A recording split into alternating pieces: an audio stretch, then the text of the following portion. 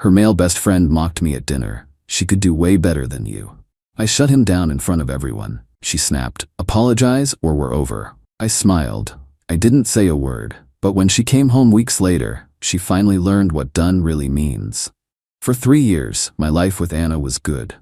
Great, even. I'm a lawyer, so my day job is basically wading through the worst parts of human nature. Coming home to her was like taking a breath of fresh air. She was a paralegal, smart as a whip, and had this fire in her to go to law school and make a name for herself. I loved that about her. We were a team, building a life in a house I'd spent years restoring. It felt solid, real. I wasn't just paying bills for a girlfriend, I was investing in the woman I was going to marry. But there was always this static, a low-level hum of something not being quite right. And that static had a name, Leo. Leo was her best friend from college. He was a graphic designer, one of those guys who calls himself an artist and acts like working a 9-to-5 is a fate worse than death. Meanwhile, he was designing menus for taco joints to barely make his rent. To hear Anna tell it, he was her ride or die, her platonic soulmate, the guy who protected her. To me, he was a leech with a superiority complex, and he had made it his life's mission to undermine our relationship. He was a pro at it, I'll give him that. He never did anything you could call him out on directly. It was all subtle digs, little poison darts disguised as compliments. Her ex-boyfriend, Alex, a musician who'd broken her heart, was his favorite topic. If I took Anna on a nice vacation to Mexico, Leo would find a way to bring up some spontaneous camping trip he and Anna took once. "Remember that, Anna?" he'd say, all wistful. "You can't plan moments like that. You just have to be with someone who gets your free spirit." The message was always the same. I was the boring, safe choice, and he was the gatekeeper to the exciting life she was leaving behind. And Anna? She ate it up with a spoon. She was completely snowed by his protective friend act. Anytime I'd even hint that he was out of line, she'd get defensive. "He's just being Leo. He was there for me when Alex shattered my heart. He's just worried about me. He's family, Jack. I'm a patient guy. You have to be in my line of work. You don't jump on the first piece of evidence. You wait. You let the other side talk. You let them build their own case against themselves, and you wait for them to hand you the rope." I waited for Leo to hand me the rope. The moment came a month ago. I'd just won the biggest case of my career. 6 months of my life, gone. Countless sleepless nights, weekends spent buried in paperwork. But we won, and it was a huge deal for my firm and for me. To celebrate, I threw a dinner party. My closest friends, the ones who'd barely seen me for half a year, were all there. And because I was still trying to be the good guy, I told Anna to invite her friends, which of course meant Leo was coming. The night was perfect. The house was full of good people, the expensive wine I'd been saving was open, and I was actually relaxing for the first time in what felt like forever. Leo, naturally, was soaking up the free booze and acting like he co-owned the place. He got a few drinks in him and decided it was time for a performance. He started on some long, boring tangent about an art exhibit, which was really just an excuse to talk about the difference between creators and suits. "It's just a different way of seeing the world," he said, looking right at me. "Some of us are driven by passion, by art. Others are more practical." He took a long, slow sip of my wine. My friends knew his game and were shooting him looks that could curdle milk. I just gave him a tight smile and refused to engage. But he wasn't done. He turned to Anna, putting on his best concerned friend face. "I just hope you're happy, Anna," he said, his voice dripping with fake sincerity. "I mean, Jack's a great guy. He's stable, he's a provider, he's reliable." He said reliable like it was a dirty word. Then he paused, looked me dead in the eye, and let a smug little smirk spread across his face. "But you've got to admit, she could do way better than you." And there it was. The rope. The whole table went silent. You could have heard a pin drop. My friends looked like they were about to physically restrain themselves from launching across the table. Anna just stared at her plate, blushing.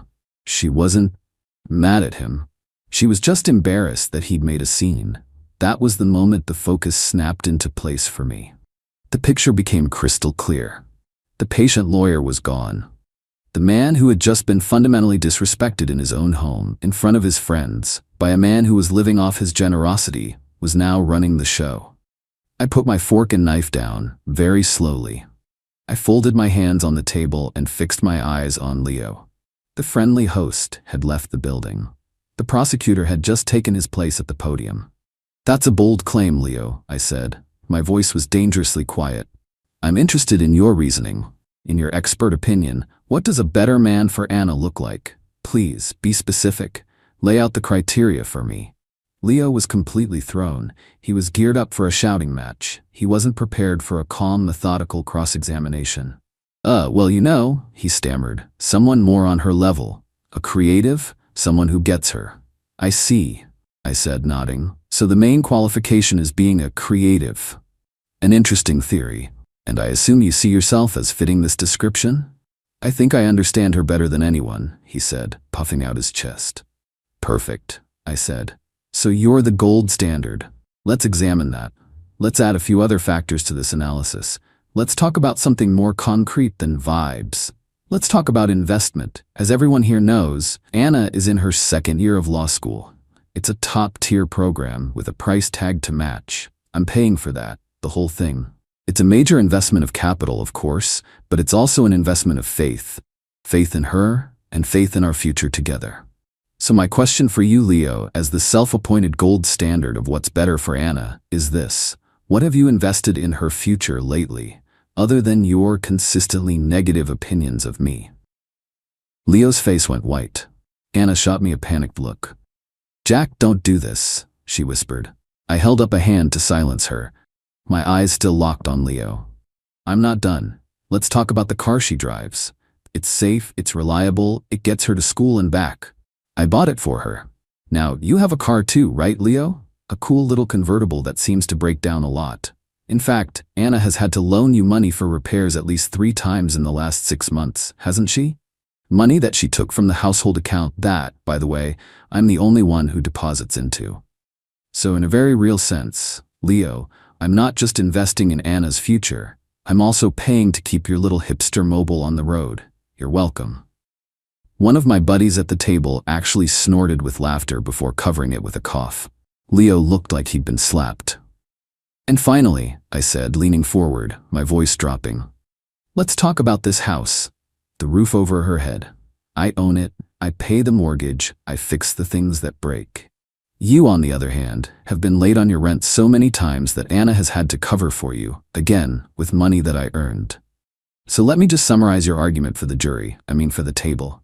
Your position is that a man who provides a stable home, a reliable car, and a fully funded, top-tier education is an inferior choice for Anna, and that a better man, by your definition, is one who is a financial black hole, who drains her resources, and who repays her kindness by systematically trying to sabotage her relationship out of what can only be a pathetic, transparent, and deeply creepy obsession.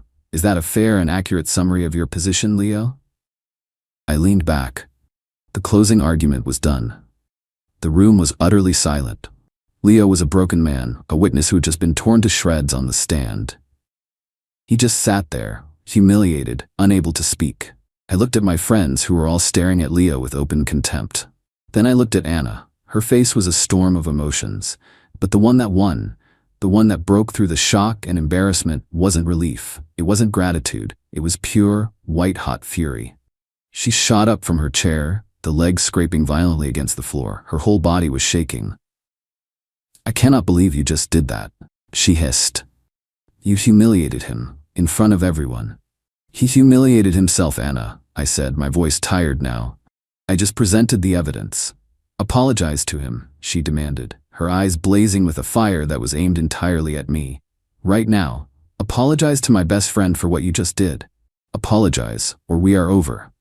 And there it was, the ultimatum, the final piece of evidence. She was standing next to the wreckage of a man who had just been exposed as a manipulative parasite, and she was defending him. She was choosing him. The love I had for her didn't just die, it was executed. I looked at her, and for the first time, I saw her with perfect clarity. I didn't get mad. I didn't yell. I just smiled. A small, sad, and completely final smile. I didn't say another word. I stood up, picked up my wine glass, and walked into the kitchen, leaving her standing alone in the silent dining room. The case was closed. The verdict was in. The aftermath of that dinner was swift. Anna and Leo left together in a cloud of drama. She moved in with him that night, a decision I'm sure was made in the heat of her rage and his humiliation. In her mind, she'd thrown down the gauntlet. She was waiting for me to come crawling back, to apologize, to do whatever it took to fix what I had broken. She had no idea that I had simply accepted her terms. For 2 weeks, I went completely dark. I didn't answer her calls. I didn't reply to the barrage of angry, then confused, then pleading texts. I ignored the mutual friends she sent to plead her case. I was a ghost. Instead of chasing her, I got to work. My house, which had felt like our home, now felt like a crime scene. I spent a weekend methodically packing every single thing she owned into boxes. It wasn't an angry act, it was a cleansing. I was an executor, settling the estate of a dead relationship. When I was done, I stacked the boxes in the spare room, changed all the locks, and reset the security codes. Then I made 2 phone calls. They were not pleasant, but they were necessary. They were the logical consequences of the verdict she had delivered at that dinner party. The first call was to the dean of admissions at her law school. I had a good relationship with him from my alumni work. I explained in calm, professional terms that due to a permanent change in my personal circumstances, the private scholarship fund I had set up to cover Anna's tuition was being dissolved, effective immediately. The second call was to the managing partner at my firm. I had pulled a lot of strings to get Anna a coveted summer internship there. It was a career maker. I explained that a severe and irreconcilable personal conflict of interest had arisen, and the offer had to be rescinded. I took no joy in this, but my support for her was based on the foundation of our partnership. She had taken a sledgehammer to that foundation. She could no longer live in the house. Exactly 2 weeks after the dinner, she showed up at my door. I watched her on the security camera fumbling with her key, her confusion turning to anger when it didn't work. She finally rang the bell. I opened the door, leaving the security chain on. She looked awful. The righteous anger was gone, replaced by a weary desperation. The reality of living with a broke narcissistic artist had clearly been a harsh one. "Jack, we need to talk," she said. "No, Anna, we don't," I replied. "You made your choice. The conversation is over." "You can't just throw away 3 years over one fight," she pleaded, tears starting to form. I was angry. I wasn't thinking. "It wasn't a fight," I said. "It was a moment of truth. You were given a clear choice between your partner and the man who has been trying to destroy our relationship, and you chose him. You demanded that I apologize to him. You chose to defend the parasite. That's not something I can forget." The panic was starting to set in as she realized I wasn't budging. "But everything we planned," she stammered. "Law school, the internship?" "Yes, about that," I said, letting the silence stretch. "The tuition for your final semester is due next week, isn't it? I hope you and Leo have a plan for that because my investment in our future has been terminated." Her face went white. "What?" she whispered. "And the internship at my firm," I continued, relentlessly. "That offer has been rescinded. The firm takes conflicts of interest very seriously." She actually stumbled back, her hand flying to her mouth. The internship was her golden ticket. The future she had been so sure of was evaporating before her eyes. "You can't do that," she whispered, her voice breaking. "Jack, please, you can't." "I already have," I said. "Actions have consequences. You gave me an ultimatum. Apologize or we're over. I chose over. Now you get to live with the consequences. Go ask Leo for help, the man who is so much better than me. I'm sure his creative genius includes a plan to pay for your $50,000 tuition and replace the career you just lost." I closed the door on her tear-streaked face. I didn't feel happy. I didn't feel sad. I just felt quiet. The trial was over. The aftermath was predictable. Anna's life fell apart. She had to drop out of law school just months from graduating. The dream was dead. She and Leo are apparently still living together in his tiny apartment. I've heard from friends that it's a special kind of hell. She's consumed by resentment for what he cost her, and he's stuck with a woman who is a constant, bitter reminder of his own inadequacy. He got the girl, but he got a broken version of her that he can't afford to fix. I didn't do this for revenge. I did it for myself.